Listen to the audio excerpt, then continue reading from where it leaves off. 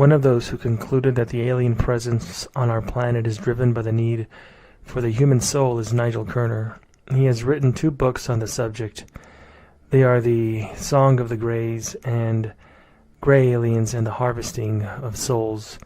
Kerner concludes that somehow the Grey aliens use the human soul, but in what way and why? Well, this is when it gets controversial. Daniel Silverman, Kerner's assistant, prepared the following for Nick Redfern on his theory and conclusions. He stated that Kerner, quote, went on to delineate a fascinating concept, explaining that a soul might be a derivational information field that comes out of a natural cadence that came into the universe with the Big Bang. This field holds the power to maintain information in what he calls a morphogenic electrospatial field with an eternal scope of existence in whatever form circumstances allow. The soul is thus an ancestral, contiguous, and coherent mechanism for holding information. Nigel argued that if the Greys are an artificially created and manufactured robot or some kind of an artificial life form, then they would find our facility for soul an analog of their own creators. This would be an analog that they would want to try to combine with their own natures themselves.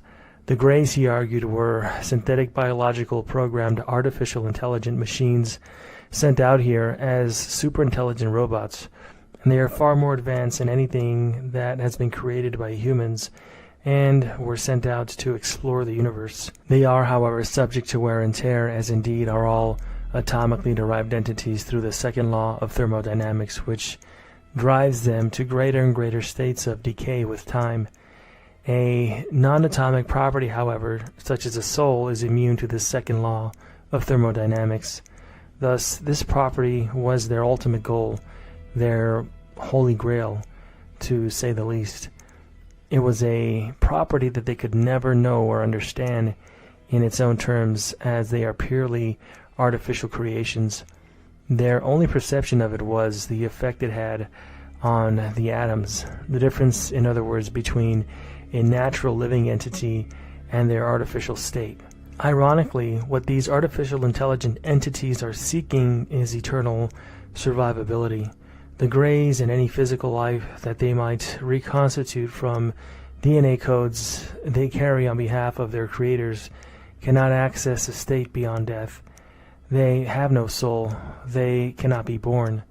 They are trying to use us as a bridge into the soul, writing their programs into us through genetic engineering and implantation so that through us they can tap into an eternal existence, end quote. It's notable that far more than a few people in the field of alien abduction have commented on this soul-reaping program of the aliens.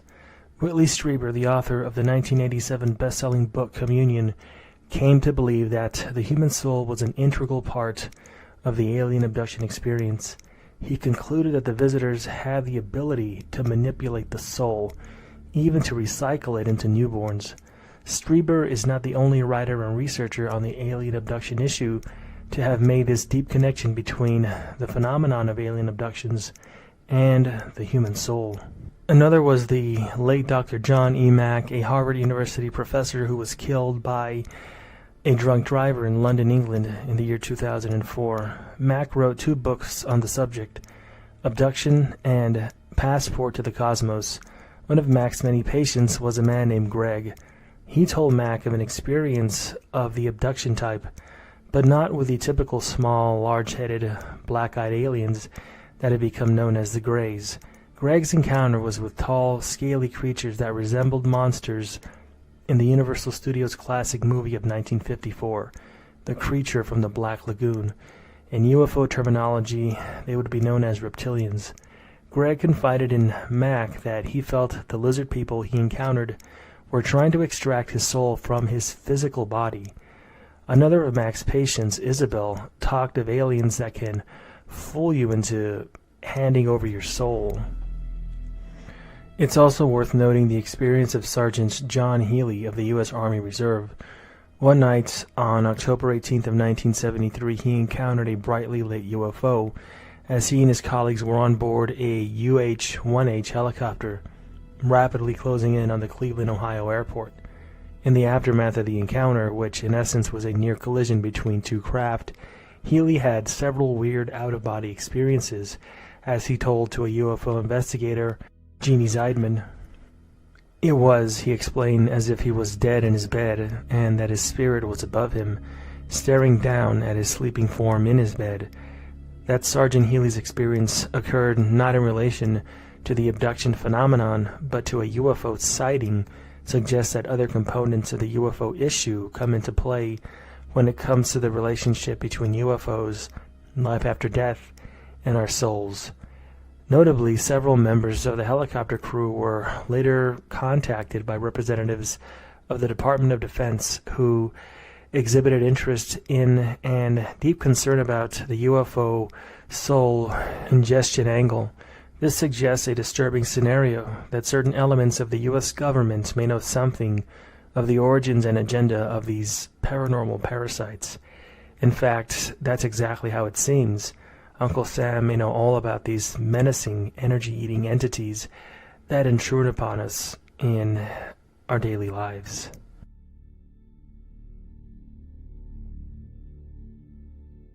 When Whitley Strieber's book Communion was published back in 1987, it became a huge hit, and not just with the UFO research community, but with the entire swath of the public too. Even the mainstream media paid the book a great deal of attention, in part due to the fact that Strieber was already a very successful writer in horror fiction. His 1978 novel, The Wolfen, for example, was made into a successful movie in 1980. The massive attention shown to Communion was something that ufologists had seldom seen before, if ever. Largely, the UFO community speaks to itself and to nobody else. Strieber changed all of that, and practically almost everything overnight dealing with UFOs. And Strieber changed something else too. Whereas most authors of books on the subject of alien abduction in the 1980s focused solely on the extraterrestrial scientists here to steal our human DNA angle, Strieber did not. Certainly Strieber dug deeply into this issue. However, he certainly did not shy away from some other far more controversial aspects of his own experiences with what he termed not aliens or extraterrestrials, but as visitors. It was a term Strieber used for a very good reason. He was not at all sure that his captors were indeed aliens, in the way we interpret the word at least. Perhaps, he suggested, they represented something so strange that they are completely beyond our current comprehension. As Strieber noted, the visitors had a deep interest in the human soul, that one solitary part of us which billions believe never dies. Not long after Communion had hit the bookshelves, Strieber revealed that as a result of the phenomenal number of letters that had reached him, he was able to definitively state that the human soul was inextricably linked to the abduction puzzle.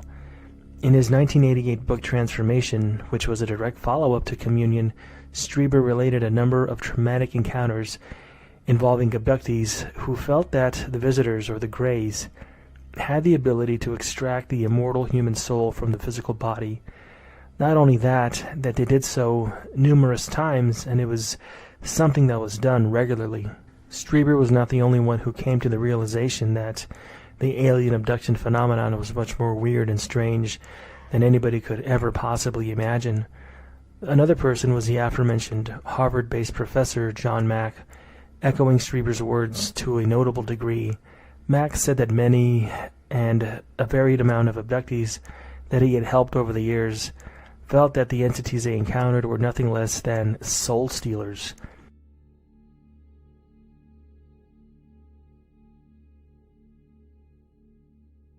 Very recently, UFO investigator Raymond Fowler made the following statement, quote, "In my early days as a UFO investigator, I would throw away UFO reports that contained paranormal phenomena on the proverbial wastebasket. My opinion, etched in the halls of Congress, was that UFOs were machine-like physical craft from another star system. However, as time went by, I watched in dismay as several respected UFO researchers moved from a physical to a psychic interpretation of the UFO phenomenon. Little did I know that my own view would also slowly but surely be honed to accommodate ever deeper levels of the psychic component triggered by the UFO experience. The information from Fowler continues. It was all stringed together by amazing synchronicities. I became obsessed, one after the other, with UFO abductions, out-of-body experiences, near-death experiences, after-death communications, quantum physics, and the time-slip phenomenon. Studies of these phenomena led me to the startling conclusion that they and the UFOs are interconnected and are all a part of one encompassing metaphenomenon. I concluded that the UFOs originate from the dimension that the near-death experiencers describe, and that we are all transitory citizens of that world of light who shuffle back and forth between a particle dimension and a wave-light dimension through reincarnation. And finally, we have this from Raymond Fowler via Nick Redfern. The UFO abductions reflect UFO entities monitoring and caring for the human particle form in preparation for their metamorphosizing by out-of-body experiences into a new body of light in the afterlife dimension. The robe human appearing entities that greet near-death experiencers at the world of lights appear to be controlling this process and to be generally related to humans. Physical life experiencers, on the other hand, reflect physical humans returning and repeating this process by reincarnation as part of a natural, constant, interbalanced exchange between matter and energy, between particle and wave. As inconceivable as this might be to the regular reader, the final analysis reached by the author Raymond Fowler, according to Nick Redfern, is that UFOs represent a final abduction for one's current life, and that we are property in a sense. Although Ray uses the word property, it's important to note that it does not mean property in any negative way or in a frightening fashion. It should be noted, however, that not everybody is of that opinion. Some are absolutely terrified of this. It's a fact that over the years there has been a growing interest in the issue of the gray aliens of ufology and their alleged connection to the afterlife. The author of this article touched on this in his 2010 book, Final Events, albeit from a perspective very different to that of Raymond Fowler. His book is a study of the research and investigation of a small think tank type group named the Collins Elite. It's the belief of this group that, far from being extraterrestrial in origin, our purported alien visitors are, in reality, deceptive demons and fallen angels, the minions of Satan, who are paving the way for Armageddon, Judgment Day, and the reaping and enslavement of our very souls. It is important to note that Nick Redfern does not personally adhere to any beliefs of the Collins Elite, as he has consistently gone on the record in just about every interview that he's done about the book. He went on to say that he wrote the book because he found it fascinating that there was, and still is, probably a group of people within the U.S. government that fully believe that the UFO issue is demonic in nature, but he doesn't necessarily believe that himself. The group's opinion is that aliens have never visited us, but rather they term them, our visitors, as non-human entities. It was a term that, for the group, equated with demons. So yes, that's right, the Collins Elite believe that the UFO phenomenon has demonic origins. Not only that, they suspect that NDEs ingest the human soul when we die. In other words, from the Collins Elite's perspective, the soul is a form of food for the NDEs. A grim situation, to be sure, and it's a scenario not too dissimilar to that in the Matrix movies. In the movies, it is our electricity that the machines want. The non-human entities, of course, want our soul. But it should be remembered that these are simply beliefs of the Collins Elite, and even the members of this group admit that their theory was just that, a theory. One final thing, even the controversial Bob Lazar talked about this, and long before the Collins Elite were even discussed by Nick Redfern. For most people, they focus on Lazar's claims of UFOs out in the desert in some kind of a deep facility in the Nevada desert that is controlled by the U.S. government. But there is one issue that Lazar doesn't get the attention that he really should. And it's a part of Lazar's story that takes things down a path that is filled with disturbing revelations involving the afterlife and aliens. One of the many briefing papers that Lazar said he read at the S4 facility outside of Area 51 states that aliens refer to us, the human race, as what we would call containers. But containers of what? Well, that's where things get really controversial.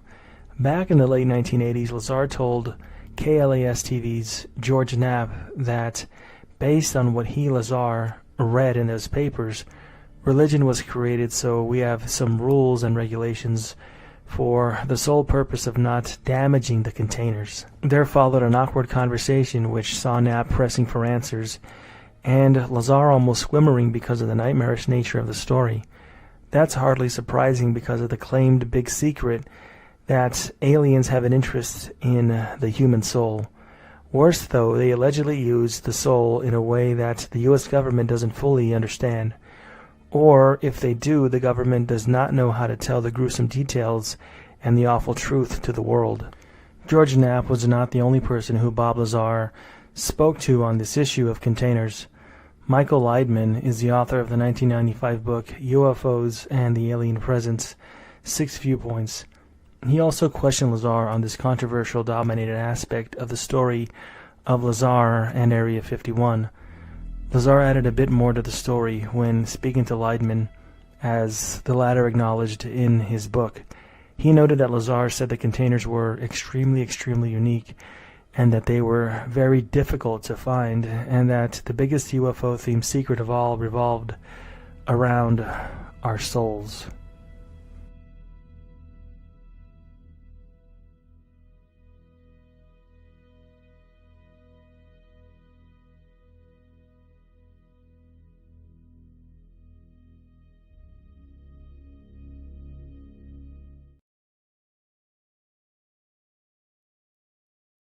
I guess died, but he was brought back on the operating table and had one of these classic near-death experiences that people talk about.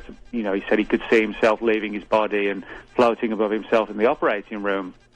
Next thing he knew, he said, I guess his essence, his soul, however you want to term it, was on this, what looked like a totally alien world, and which he literally interpreted to be hell.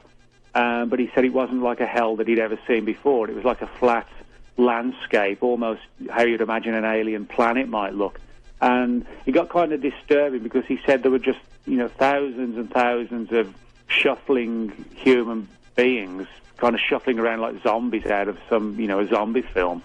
And there were these UFO-like craft hovering over them, moving very, very quickly in a fashion that sort of reminded him of like worker bees or fast-moving insects, and they seem to be extracting some sort of light, like a ball of light, out of the bodies of the people, which he interpreted that these were sort of almost like machine entities, I guess almost like techno-demons extracting human souls from the recently departed.